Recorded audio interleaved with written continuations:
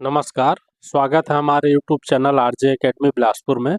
साथियों, आज का हमारा टॉपिक है छत्तीसगढ़ सामान्य ज्ञान। छत्तीसगढ़ का भूगोल भाग 1। ठीक है, और बहुत सारे भाग इसके बाद कंटिन्यू आएंगे। तो चलिए शुरू करते हैं। प्रश्न पहला, निम्नलिखित में से असत्य कथन का चयन करें। ठीक, नीचे बहुत सारे कथन दिए हों, उसमें असत्य कथन का चयन करना है। पहला, छत्तीसगढ़ राज्य की स्थापना 1 नवंबर 2000 को किया गया। ये क्या है? सत्य कथन है। छत्तीसगढ़ की स्थापना कब हुई? 1 नवंबर 2000 को। छत्तीसगढ़ की अपनी पृथक सांस्कृतिक पहचान है। बिल्कुल है। तो यह भी क्या है? सत्य कथन है। छत्तीसगढ़ की अलग अपनी सांस्कृतिक पहचान है। ठीक। छत्तीसगढ़ पूर्व में मध्य प्रदेश का दक्षिण पूर्वी भाग था। यह भी क्या है? सत्य है। दक्षिण पूर्वी भाग था मध्य प्रदेश का। ठीक है। डी है, प्राचीन काल में छत्तीसगढ़ को दक्षिणा पथ कहा जाता था। यह हो गया भाई असत्य। ठीक। क्या कहा जाता था? दक्षिणा पथ नहीं, दक्षिण कौशल कहा जाता था। ठीक, याद रखना भाई। तो हमारा राइट आंसर क्या हो जाएगा जी? Option D. तो ऐसे प्रश्न पढ़ना है, समझना है, उसके बाद फिर आंसर पे टिक करना है।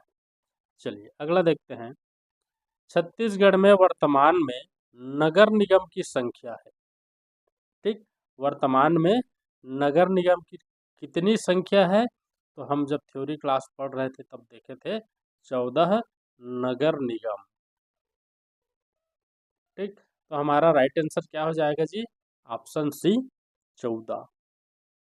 ठीक, अगला देखते हैं। निम्नलिखित में से किस स्थान को तालाबों और मंदिरों की नगरी के नाम से जाना जाता है? ठीक, तालाबों और मंदिरों की नगरी, जहाँ तालाब भी है और मंदिर भी है।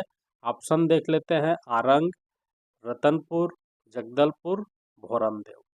ठीक, तो यदि केवल मंदिरों की नगरी कहा गया होता तो आरंग होता।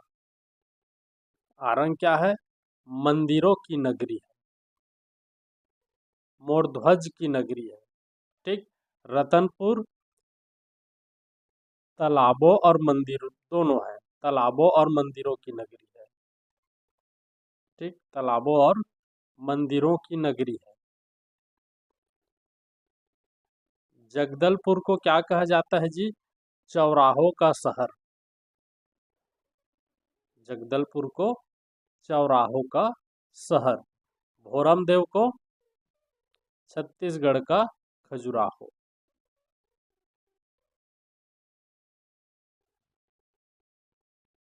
ठीक, तो हमारा राइट आंसर क्या हो जाएगा जी? Option B, Ratanpur. मंदिरों और तालाबों की नगरी के नाम से रतनपुर को जाना जाता है। इसको टंकियों का शहर भी कहा जाता है। ठीक है, चलिए अगला देखते हैं। चौथा, छत्तीसगढ़ के प्रथम साहित्यिक व्यक्ति जिन्होंने सर्वप्रथम छत्तीसगढ़ शब्द का प्रयोग किया था। साहित्यिक व्यक्ति जिन्होंने सर्वप्रथम छत्तीसगढ़ शब्द का प्रयोग किया था। ऑप्शन देखते हैं। दलपत राव, बाबू रेवाराम, गोपाल मिश्र, पंडित सुंदरलाल शर्मा। ठीक, तो इसका राइट आंसर क्या हो जाएगा जी? Option A, Dalpat Rao. ठीक, पंडित सुंदरलाल शर्मा ने परिकल्पना किया था। ठीक, परिकल्पना किया था और पांडुलिपि में। ठीक, कौन सी लिपि में? पांडुलिपि। पांडुलिपि में छत्तीसगढ़ का मानचित्र तैयार किया या नक्शा तैयार किया। ठीक, तो इसका राइट आंसर क्या हो जाएगा? Dalpat Rao, option number A. चलिए अगला देखते हैं।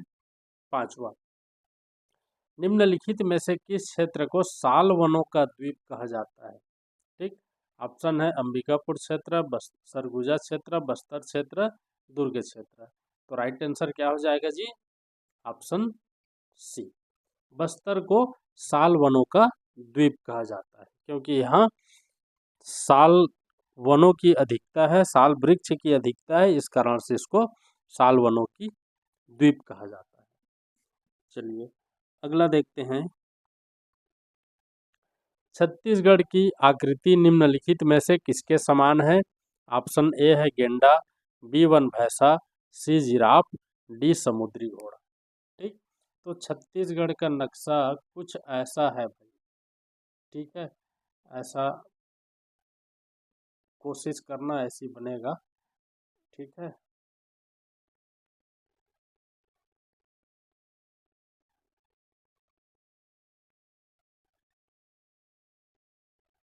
यहाँ से ऐसी कुछ है। ठीक है, चलो हमसे अच्छे से नहीं बन रहा है, आप लोग बना करके देखना, अच्छे से बन जाएगा। ठीक है, तो छत्तीसगढ़ का जो नक्शा है वह किसके समान है जी? तो आपको याद होगा जब हम थ्योरी क्लास ले रहे थे तो बताए थे समुद्री घोड़ा के समान। ठीक, छत्तीसगढ़ का नक्शा किसके समान है? समुद्री घोड़ा के समान। तो इसका राइट आंसर हो जाएगा ऑप्शन डी, वन भैंसा क्या है? छत्तीसगढ़ का राजकीय पशु है।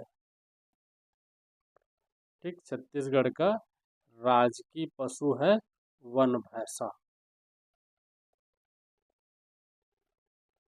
ठीक, तो इसका राइट आंसर क्या हो जाएगा?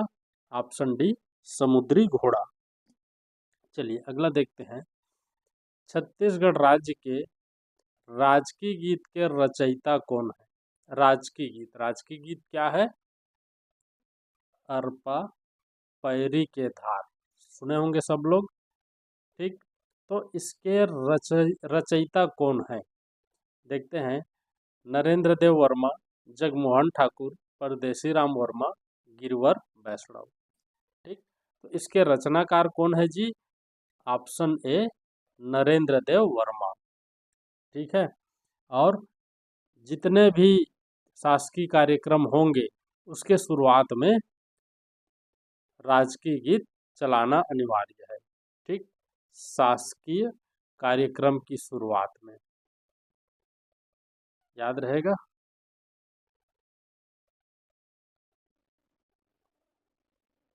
शासकीय कार्यक्रम की शुरुआत में राजकीय गीत अरपा पैरी के धार चलाना अनिवार्य है। ठीक है, इसके रचयिता कौन है? नरेंद्र देव वर्मा। चलिए अगला देखते हैं, 8वां। छत्तीसगढ़ ब्रदरहुड एसोसिएशन का गठन किसके द्वारा किया गया था? Brotherhood association. ठीक, ऑप्शन है विद्याचरण शुक्ल, खूबचंद बघेल, शंकर गुहा नियोगी, ठाकुर प्यारेलाल सिंह। ठीक, तो इसका राइट आंसर हो जाएगा ऑप्शन बी, खूबचंद बघेल जी द्वारा ब्रदरहुड एसोसिएशन का गठन किया था। और इसका गठन क्यों किया गया था? क्योंकि सभी लोग चाहते थे कि मध्य प्रदेश से छत्तीसगढ़ अलग हो जाए, छत्तीसगढ़ अलग राज्य बन जाए, ऐसा इन लोगों का मांग था। और इसीलिए ब्रदरहुड एसोसिएशन का गठन किया गया था। ठीक, चलिए अगला देखते हैं। निम्नलिखित में से कौन सा युग्म सुमेलित नहीं है? यहाँ जिला दिया हुआ है, यहाँ स्थापना वर्ष दिया है।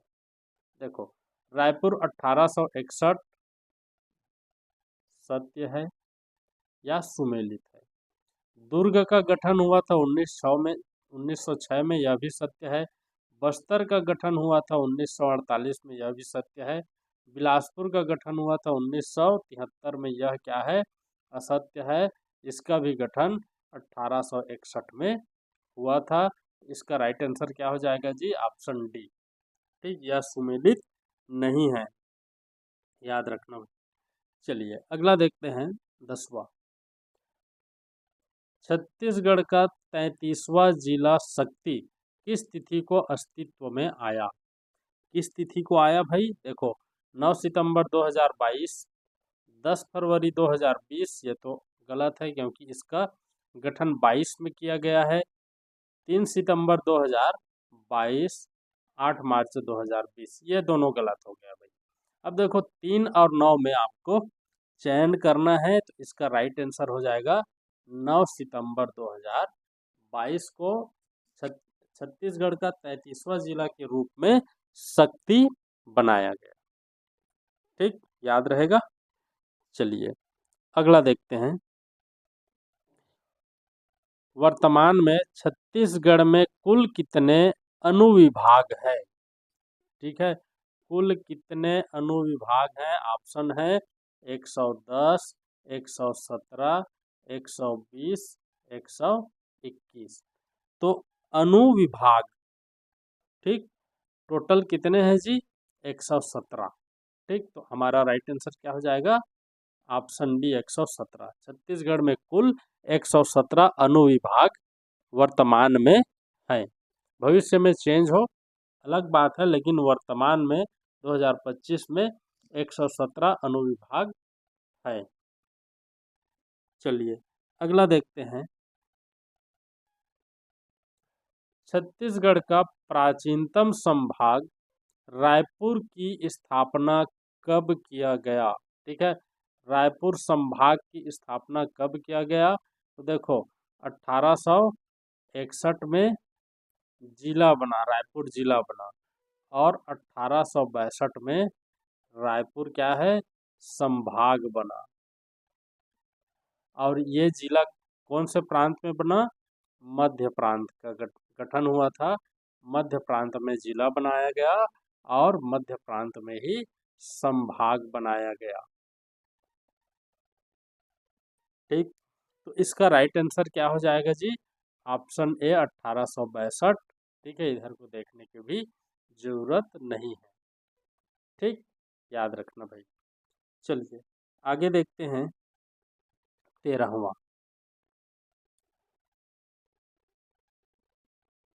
देखो, कर्क रेखा छत्तीसगढ़ के किस जिले से होकर नहीं गुजरती है? ठीक है, देखो, कोरिया गुजरती है, सूरजपुर से भी गुजरती है, बलरामपुर से भी गुजरती है, सरगुजा, सरगुजा जब ये अलग नहीं हुआ था तब गुजरती थी, अब अलग होने के बाद यहाँ से नहीं गुजरती। तो हमारा राइट आंसर क्या हो जाएगा? Option D. ठीक है, चलिए 14वां नंबर का क्वेश्चन देखते हैं। छत्तीसगढ़ की समुद्र, ये ताल नहीं तल है, से औसत ऊंचाई कितनी है? छत्तीसगढ़ का समुद्र तल से औसत ऊंचाई कितनी है?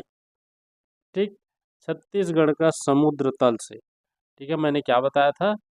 लगभग 500 मीटर बताया था। ठीक, तो देखो यहाँ पे हमारा राइट आंसर ऑप्शन सी। ठीक है, ऑप्शन सी है 500 मीटर, और छत्तीसगढ़ का समुद्र तल से ऊंचाई 500 मीटर है। चलिए अगला देखते हैं।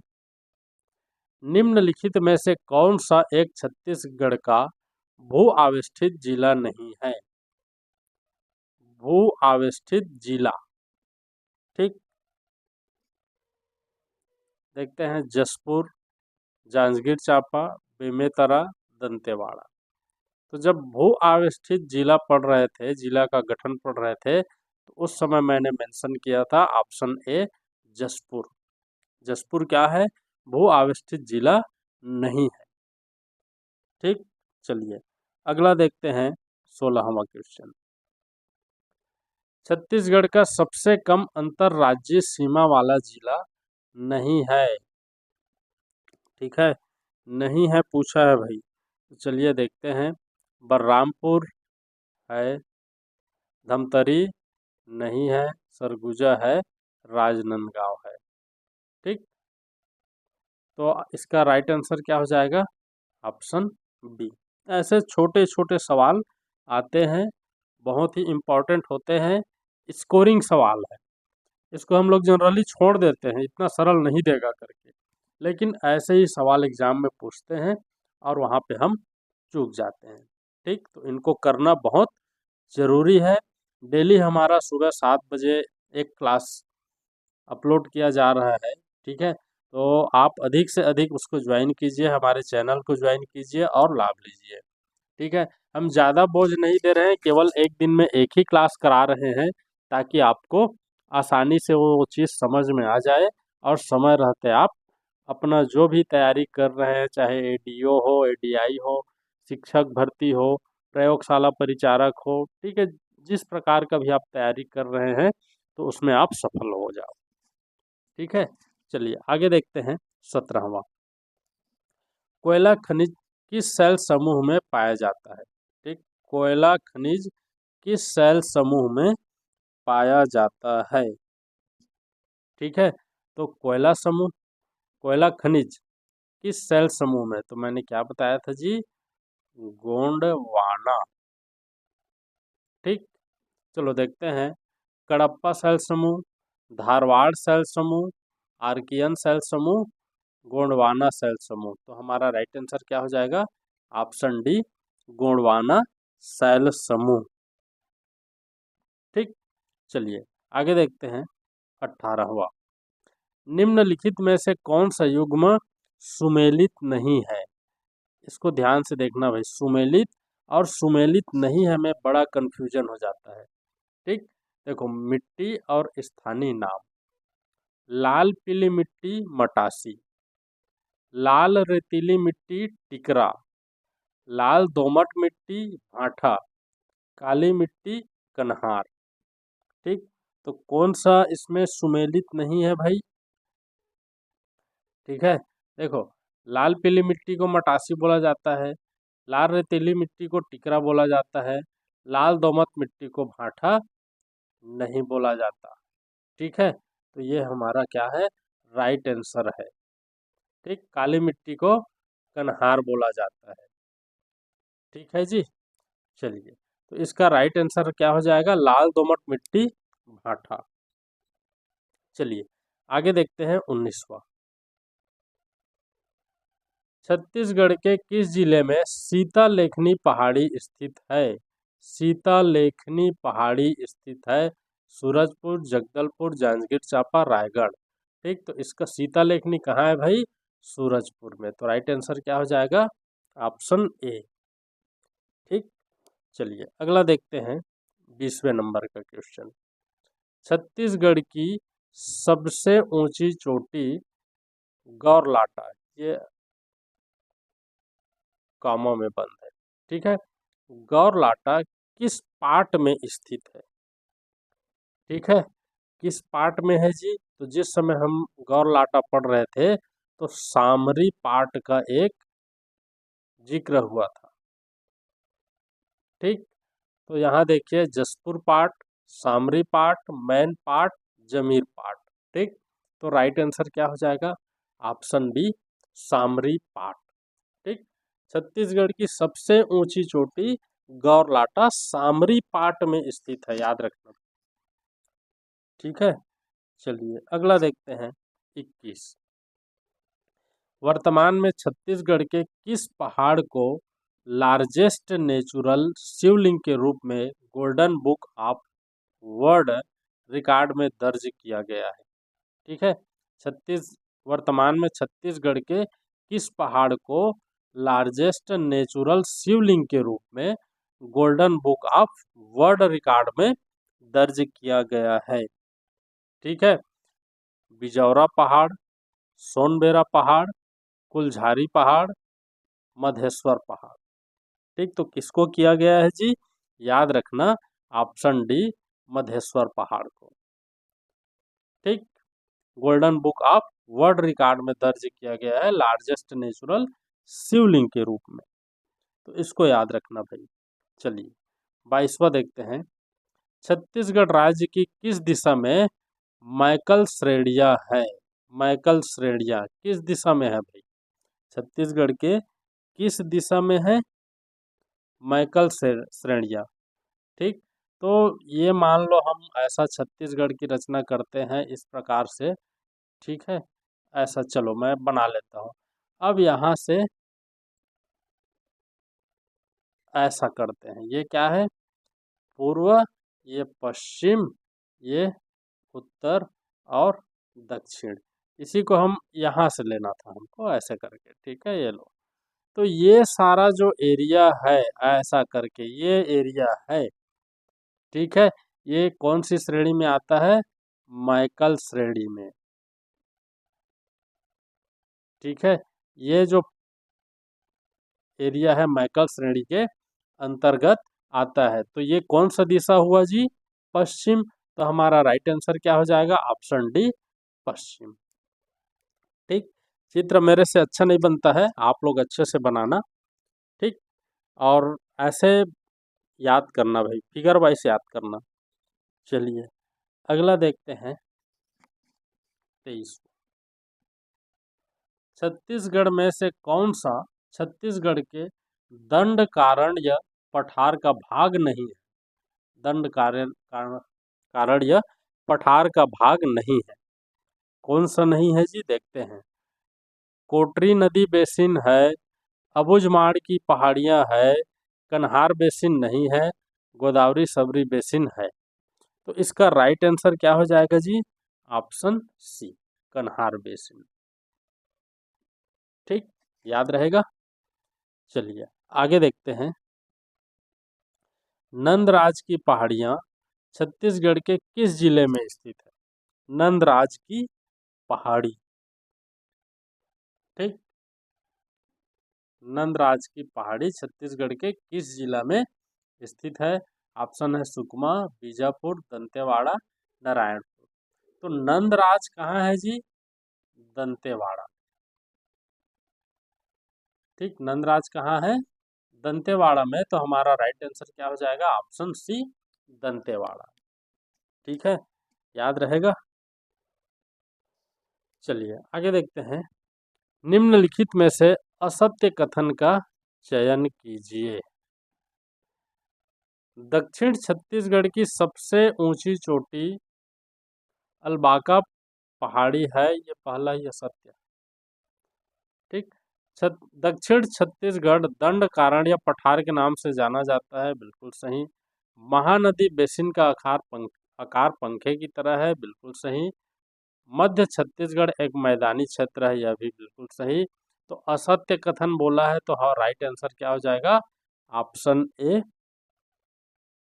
छत्तीसगढ़ दक्षिण छत्तीसगढ़ की सबसे ऊंची चोटी अलबका पहाड़ी है। ठीक है, ये हमारा राइट आंसर हो जाएगा। असत्य कथन बोला है तो। ठीक है जी, चलिए आगे देखते हैं। छत्तीसगढ़ की मैकल श्रेणी की पहाड़ी में स्थित सबसे ऊंची चोटी कौन सी है? ठीक है, चलो देखते हैं। गौरलाटा, बदरगढ़, देवगढ़, बैलाडीला। ठीक, तो सबसे ऊंची चोटी जब हम पढ़ रहे थे तो क्या पढ़े थे जी? बदरगढ़। ठीक, ये क्या है? मैकल श्रेणी की सबसे ऊंची चोटी है। ठीक, तो हमारा राइट आंसर क्या हो जाएगा? Option B, Badargarh. ठीक है, चलिए अगला देखते हैं। बस्तर के ढलानों में किस प्रकार की मिट्टी पाई जाती है? बस्तर के ढलानों में किस प्रकार की मिट्टी पाई जाती है? ऑप्शन है मटासी, डोरसा, मुरुमी, टिकरा। ठीक, देखो ऑप्शन क्या क्या दिया है? मटासी, डोरसा, मुरुमी, टिकरा। कहाँ पूछ रहा है? बस्तर के ढलानों में किस प्रकार की मिट्टी का उल्लेख मिलता है जी? किस प्रकार मिट्टी हमने देखा था बस्तर के ढलानों में भाई? ठीक, पढ़ाया था, याद करो, टिकरा। तो इसका राइट आंसर क्या हो जाएगा? Option D, Tikra. ठीक है, चलिए आगे देखते हैं 28 को।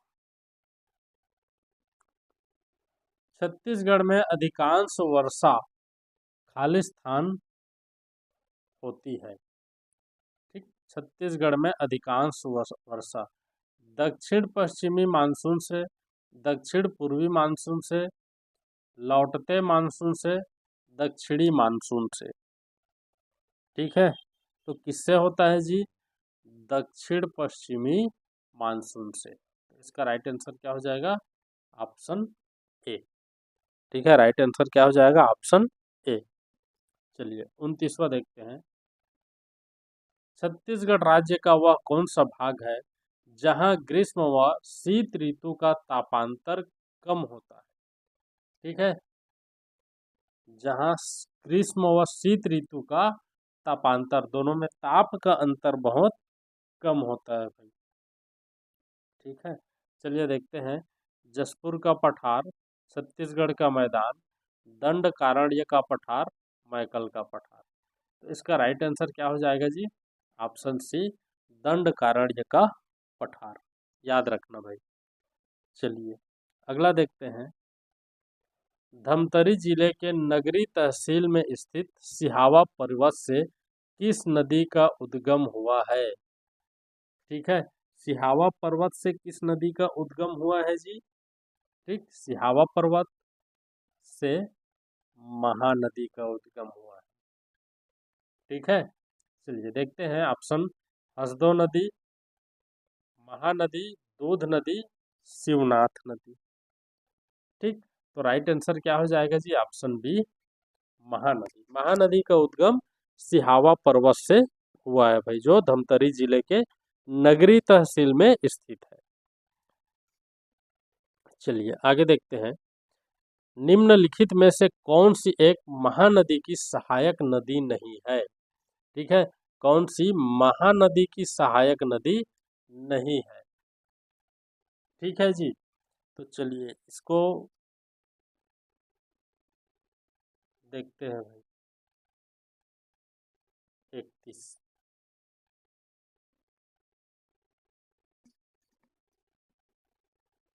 सिलियारी नदी, सोंढूर, खारून और जोंक नदी। ठीक, इसका राइट आंसर हो जाएगा ऑप्शन सी, खारून नदी। इसका राइट आंसर क्या हो जाएगा जी? ऑप्शन सी, खारून नदी। ठीक है, सिलियारी नदी भी है, सोंढूर नदी भी है और जोंक नदी भी है। इसका राइट आंसर क्या हो जाएगा? खारून नदी। ठीक है जी, चलिए आगे देखते हैं। 32वां।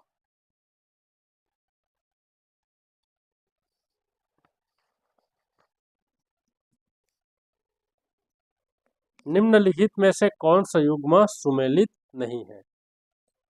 महानदी, लीलागर नदी। यहाँ देखो नदियाँ दिया है, यहाँ सहायक नदी दिया है।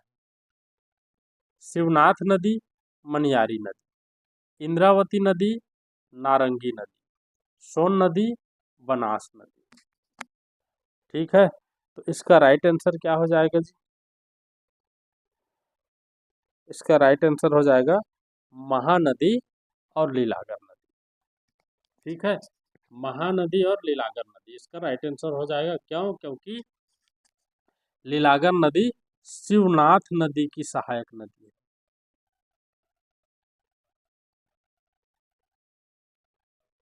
ठीक है जी, चलिए आगे चलते हैं। 33वां। निम्नलिखित में से कौन सी नदी छत्तीसगढ़ की सबसे बड़ी प्रणाली बनती है? कौन सी नदी? ठीक है, छत्तीसगढ़ की सबसे बड़ी प्रणाली बनती है। नर्मदा नदी, गोदावरी नदी, महानदी, सोन नदी। ठीक, तो छत्तीसगढ़ की सबसे बड़ी प्रणाली बनती है। देखो नर्मदा नदी नहीं है, गोदावरी भी नहीं है, सोन नदी भी नहीं है। इसका राइट आंसर क्या हो जाएगा? Option C, Mahanadi. ठीक, चलिए अगला देखते हैं। 34वां। महानदी, शिवनाथ तथा जोक नदी के संगम पर कौन सा शहर स्थित है? ठीक है जी, चलो देखो महानदी, शिवनाथ नदी, महानदी, शिवनाथ नदी और जोंक नदी के संगम पर कौन सा शहर स्थित है? तो यहाँ पर कौन सा शहर स्थित है जी? शिवरी नारायण। ठीक, इसका राइट आंसर क्या हो जाएगा? Option B. ठीक है, चलिए 35वां देखते हैं।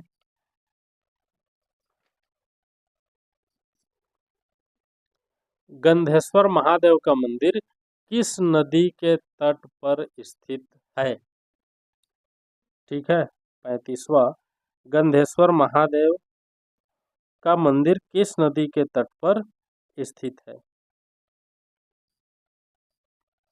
चलिए बताइए भाई। तो देखो दिया क्या है, गंधेश्वर महादेव का मंदिर, खारून नदी, सोंढूर नदी, महानदी, हसदेव नदी। ठीक, इसका राइट आंसर क्या हो जाएगा? महानदी। ठीक है जी, चलिए तो इस प्रकार हमने आज 35 में क्वेश्चन देख लिए हैं।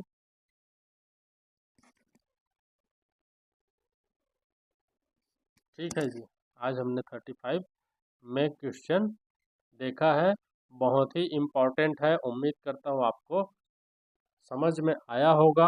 ठीक है, और आपसे एक ही निवेदन है कि वीडियो को अधिक से अधिक शेयर कीजिए, चैनल को सब्सक्राइब कीजिए और ऐसे ही जानकारियों का लाभ लेते रहिए। आज की वीडियो में बस इतना ही, धन्यवाद।